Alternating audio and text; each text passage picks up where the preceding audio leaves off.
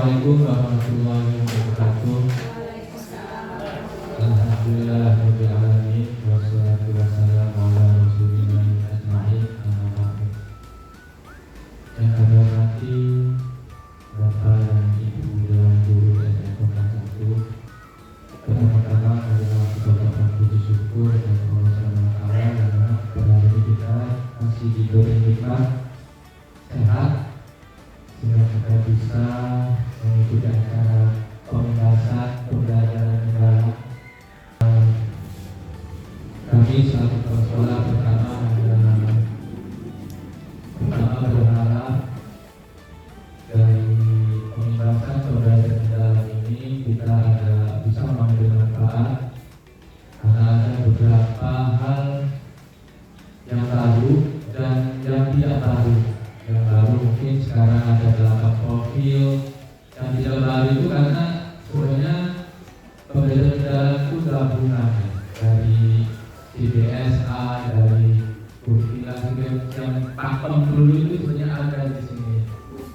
Dan untuk ada yang pertama berapa masih PPB? Oh iya. Jadi waktu kami belajar itu ada 5 modul. Nah, modul pertama ini kita belajar tentang PPP dan PPB. Jadi pola pikir tetap dan pola pikir bertumbuh. Assalamualaikum warahmatullahi wabarakatuh. Waalaikumsalam warahmatullahi wabarakatuh. Alhamdulillahirobbilalamin. Puji syukur kehadirat Allah Subhanahu wa taala yang telah memberi kita sehat walafiat sehingga pada hari ini kita bisa berkumpul di acara pembahasan materi pada pagi hari ini yang saya akan sampaikan yaitu mengenai pemetaan profil pola pikir. Apa sih pola pikir itu? Nah, di sini pola pikirnya ada 2 ya. Next ya. Ya. Nah, di sini saya bacakan dulu tujuan materinya dari profil pola pikir yaitu untuk memetakan profil pola pikir yang ada di sekolah atau di kelas, sebab sebagai kepala sekolah, penjaga sekolah maupun guru, data hasil pemetaan ini akan sangat berguna untuk merancang program yang diperlukan untuk mendorong perubahan TPP menjadi PPB, ya, baik untuk guru maupun murid. Apa sih itu TPP dan PPB? Ya, nanti saya akan sampaikan di sini biar ibu tahu ya, ibu bapak tahu apa itu PPP dan PPB. Nah ini ibu, yang tadi bapak kepala sekolah sampaikan ya, bahwa PPP itu adalah pola pikir tetap, ya, pola pikir tetap, ya. Dan di sini yaitu, nah, merasa minder jika gagal, gitu ya. Kalau misalkan kita mengikuti sesuatu nih, nah saya nggak mau, gitu ya, saya nggak mau ikut itu, aku gagal. Nah, tapi dengan pola pikir seperti itu, gitu ya, ada di pikiran kita, gitu ya, pokoknya seperti itu. Ayo kita harus maju, gitu ya. Terus tidak berani mencoba hal baru, ya. Ini tidak berani mencoba hal baru. Misalkan ada nih inovasi yang harus kita rakit atau kita temukan, nah, tetapi kita hanya menonton, tidak mau mencoba. Nah, harusnya kita belajar mencoba. Nah, kalau kita tidak mau mencoba, itu adalah kita masih pola pikirnya tetap, jadi belum bertumbuh. Ya. Terus kecerdasan dan kemampuan adalah segalanya. Misalkan kecerdasan saya adalah gini, gitu ya. Ini saya tidak bisa matematika nih, lah nggak usah. Nanti juga saya selamanya nanti nggak bisa. Nah, tidak boleh seperti itu, bapak ibu ya. Nah, kita harus, walaupun kita tidak bisa, harus belajar dan belajar. Sebagai pembanding bahwa kita berhusnudzon tadi yang disampaikan dari saudara kita, dari saudari kita itu adalah bagus sekali ya. Itu representasinya dari mana saya juga berhusnudzon karena saya basicnya guru agama, darinya kan dari kepentingan tadi itu sesuai sekali ya. Guru harus PPB.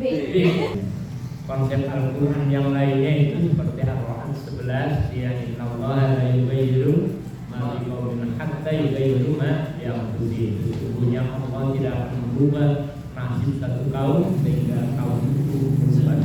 Terima kasih sekali. Itu tadi yang disampaikan menambah wawasan saya. Bismillahirrahmanirrahim. deep learning atau pembelajaran mendalam. Kenapa materi PPB itu di awal Bapak Ibu? Karena memang dari pola pikir Bapak Ibu dulu adanya perubahan pendekatan pada pembelajaran mendalam ini harus di dalam pola pikir Bapak Ibu dulu. Jangan gimana gitu. Jadi dari pola pikir Bapak Ibu terlebih dahulu coba dikuatkan tadi sama Bu Lela. Apapun perubahan yang terjadi dalam kurikulum ataupun apapun itu pendekatannya, tetap kita semua guru itu semuanya harus tetap mau belajar. Karena memang kita itu Ustaz ya, belajar itu sepanjang hayat. Nah, gitu ya. Saya diberi kesempatan oleh Pak Kepala Sekolah. Pembelajaran mendalam ini Bapak Ibu bukan kurikulum. Kurikulum kita itu tetap kurikulum merdeka. Hanya saja pendekatan. Kalau kita dulu zaman di kuliah itu kan pendekatan tuh banyak banget ya. Ada pendekatan saintifik, kapan? Bukan kurikulum. Kurikulumnya tetap kurikulum merdeka. Pembelajaran mendalam ini prinsipnya ada 3 Bapak Ibu. Yang pertama berkesadaran, yang kedua bermakna, yang ketiga menggembirakan. Artinya dalam proses pembelajaran itu siswa itu bukan hanya tahu hemat energi itu caranya mematikan lampu, tapi dia sadar, oh kalau lampu di siang hari memang harus dimatikan. Seperti itu pembelajarannya. Jadi hemat energi adalah upaya untuk mengurangi biaya listrik misalkan. Tapi aku sadar, oh iya ya, kalau misalkan di siang hari kan gak butuh cahaya, lampu matikan. Dan kadang kita mengajarkan hemat energi, tiba-tiba habislah. Lampu satu aja, kipasnya masih nyala baik. Berarti itu belajar dari siswa itu belum ada yang berubah, belum berkesadaran. Mungkin sudah menggembirakan belajar dengan nyanyian, dengan SD, tapi belum bermakna. Jadi bagaimana anak belajar di sekolah itu bisa diterapkan? Contoh Pak Ustaz, materinya tentang sholat. Sholat adalah kata Ustaz, menurut istilah sholat itu apa tuh Pak Ustaz, kalau diawali dengan takbiratul ihram, diakhiri dengan sholat. Tapi cuma hafal itu saja, tidak dimaknai, tidak bermakna. Nah, ini coba pembelajaran mendalam ini prinsipnya berkesadaran. Sadar dulu, oh iya sholat itu memang kewajiban kita gitu. Oh iya hemat energi itu memang tanggung jawab kita. Terus bermakna, oh iya ya, kalau ketika kita sholat berarti kita melaksanakan kewajiban, bermakna belajarnya. Dan menggembirakan, mungkin dengan nyanyi sholat apa tuh yang tadi nyanyi-nyanyian gitu Pak. Jadi pembelajaran menggembirakan itu bukan hanya dengan nyanyian saja ya, tapi bisa dengan coba dong praktekkan. Anak tuh pasti mau praktekkan gitu. Coba dong sholat berjamaah dicoba. Jadi Bapak Ibu kalau bisa, saya juga lagi mencoba Bapak Ibu, apa yang dipelajari itu dipraktekkan, didemonstrasikan. Misal Pak Mahmud bagian listrik di kelas 6 dipraktekkan. Biar apa? Biar bermakna nanti suatu hari nanti kita pernah paralel lampu SD gitu kan. Kita boleh pernah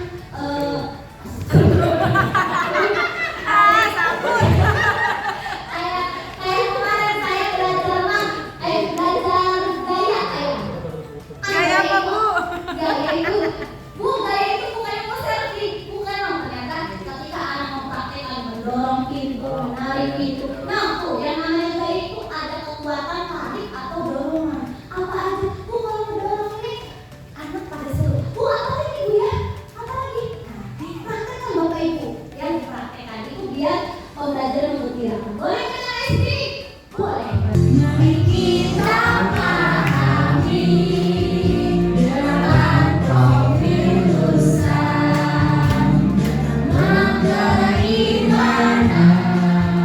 dan juga ketakwaan.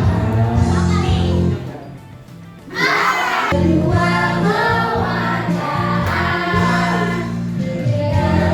hati tinggi,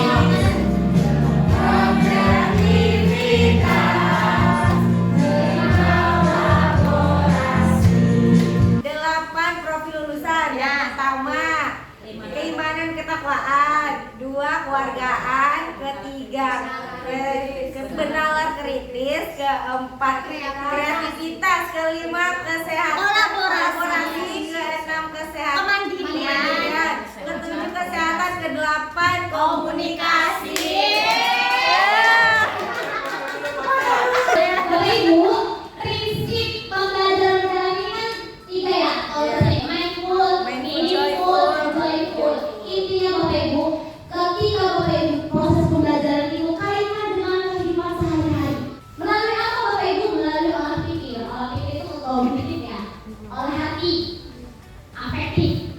Olah rasa sama afektif. Olahraga, psikologi, sama saja ya Bapak Ibu yang kayak dulu afektif, kognitif, psikologi. Allah mewujudkan tadi yang dinyanyikan bersama-sama ya 8 profil lulusan. Contoh, kalau pelajarannya kira-kira tadi gaya ya, gaya itu tarikan atau dorong. Kira-kira dari 8 profil lulusan itu apa saja yang ada yang tercermin Bapak Ibu? Misal, keimanan dan ketakwaan nyambung tidak Bapak Ibu tentang gaya? Iya nyambung Bapak Ibu, karena yang menciptakan kekuatan itu kan Allah kan? Kemarin juga sempat diskusi apakah semua mata pelajaran itu dikaitkan dengan profil keimanan dan ketakwaan? Ada yang jawab ya, ada yang jawab tidak. Tergantung Bapak Ibu ini tujuannya apa sih pembelajaran ini? Apakah nanti dikaitkannya dengan kemandirian? Apakah dikaitkan dengan kreativitas? Oh, dengan gaya coba anak bikin ketapel, kan gaya pedas kan? Nah berarti ada kreativitas. Coba dong praktekkan bikin ketapel yuk bareng-bareng. Untuk membuktikan kan Pak? Untuk membuktikan bahwa oh gaya ketapel itu namanya gaya bekas. Seperti itu. Terus ada 8, kuncinya 8, 3, 4. 8 itu profil lulusan, 3 itu prinsip BBM ya, berkesadaran, bermakna dan menggembirakan. 3 pengalaman belajar, memahami. Jadi dengan memahami dia mengaplikasi, dengan mengaplikasi dia akan merefleksi.